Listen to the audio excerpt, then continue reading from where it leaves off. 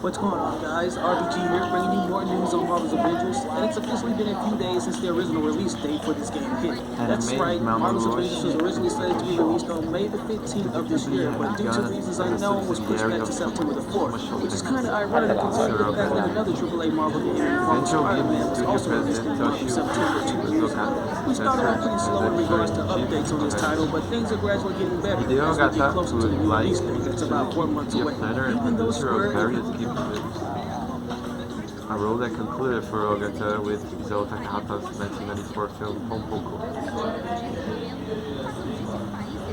But one of the other people he fostered so dynamics have been very specific on when and where they choose to reveal new details about Marvel's Avengers. It hasn't stopped one developer from going above and beyond, who had established careers well before the first digital animation. And the answer to that is two, but those were Bush's anime career began in the same era that the magazine did in 1977. I love how the developers have been putting all these details into some of the movies. Ogata helped plan out the production of Mamoru Oshii's first movie based on the director's own original concept.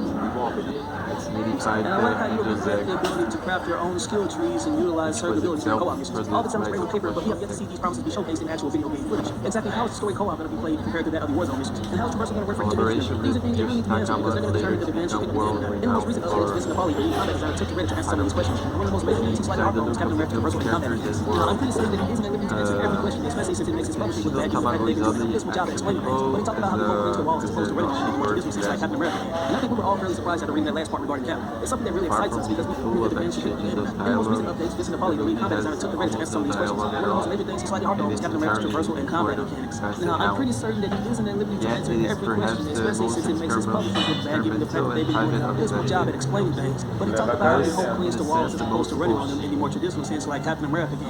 And I think we were all fairly surprised after reading that last part regarding Cap. It's something that really excites us because we all know Captain America is one of the most versatile members in the group. Although he's extremely powerful, he can pull off some of the most graceful maneuvers such as flips and kicks. And he also is proficient at parkour, which I had a nagging suspicion that Vincent would be hinting at. Vincent posted this response 5 months ago, and a few months later someone asked if Cap could run on the walls Prince of Persia style or as the next movie Titanfall. And to that Vincent replied saying, and I quote, Captain America's wall run is a set distance, but being able to chain them together by jumping back and forth and double jumping, pole swinging, etc. makes it really friendly. A well-timed double jump off a wall run can also be used to re-trigger the wall run. His navigation is really flexible and accurate.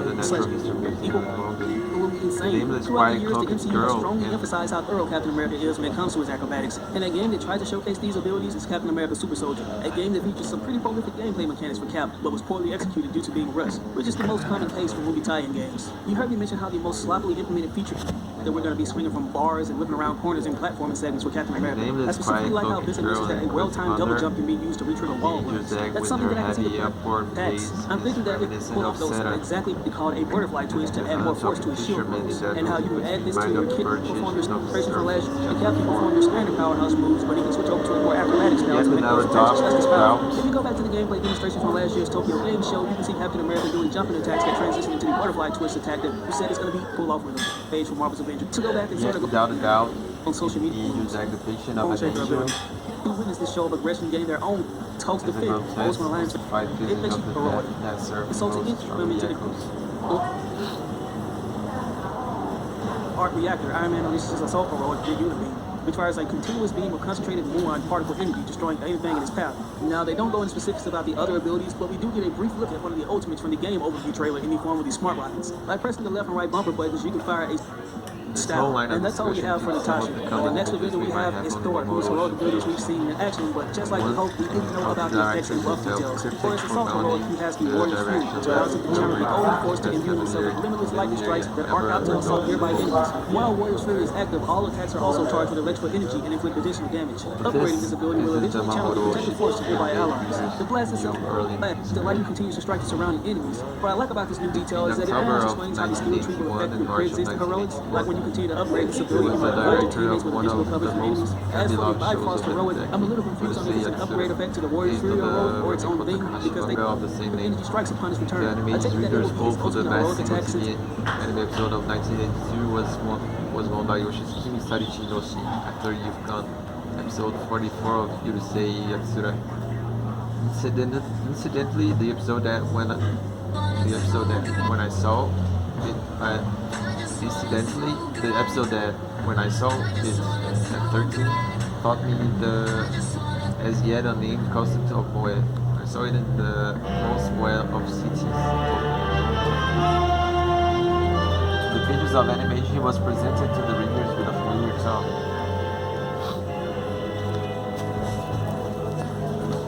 Of animation was presented to the readers with a familiar tone, not as kind of sensei, but as Oshiku, or even Mamoru-chan.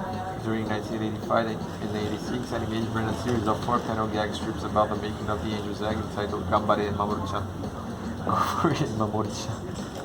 The three teachers with he just as often lit up with a smile, were depicted in caricatures as cute rather than just gloomy. He was kind of moe himself. Although Mamoru Oshii has never achieved the same level of prominence as Hayao Miyazaki's, no other anime director has. He shares with Miyazaki the fact that in the 1980s both directors were much closer to the taste of the hardcore anime fans, whose readership animation sought, and attempted to cultivate and sometimes curate. The process of Oshii and Miyazaki's gradually gaining recognition outside that community, moving into the realm of the avant-garde, or in Miyazaki's case, general audiences, was also a process of gradual drift away from their earlier templates, as the directors changed the kind of anime they wanted to make. Perhaps this is because otaku never learned anything, as Miyazaki said in the Gundam games and mangas. But then it was Miyazaki who had the biggest otaku of all. Hideaki voiced the protagonist of his final first film.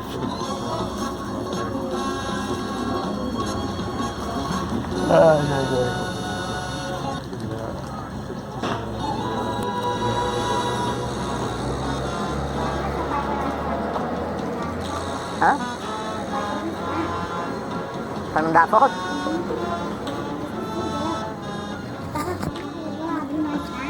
Cadê o marcador de página?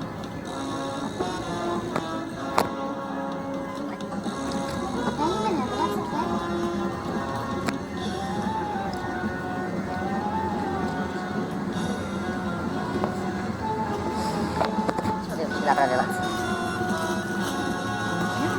Cadê? Ué, papai não caiu? Por que eu vou cair? Precisando de um horizonte.